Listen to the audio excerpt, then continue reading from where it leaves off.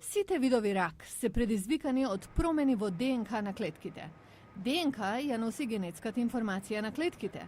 Таа информација се менува, кога клетките постепено мутираат од нормални во абнормални и на крајот во малигни. Научниците велат дека кога би се откриле генетските кодови на различни видови рак, би можеле да се спасат милиони животи. Крвни тестови може да фатат тумори во рана фаза, со што и третманот би бил поуспешен.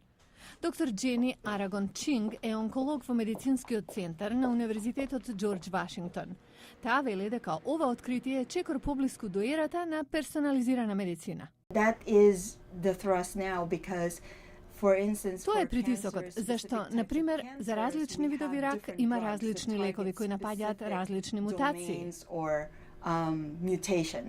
Британските научници најдоа 30.000 мутации кај меланомата, тип на рак на кожата на кој отпаѓа 75% од смртните случаи заради рак на кожа.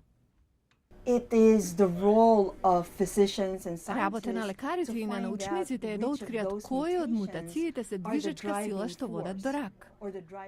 Со време, научниците ќе бидат во можност да се насочат на предканцерогени клетки и да спречат формирање на смртоносни тумори. Но тој ден се уште е далеко. За доктор Джени Арагон Чинг, целта е ракот да се претвори во хронична болест. Лекувањето, вели таа, е премногу великодушен збор.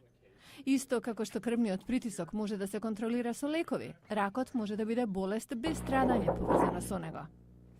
Покрај ракот на бели дробови и меланома, научниците истражуваат ДНК на рак на дојка, на црн дроб, уста и стомак.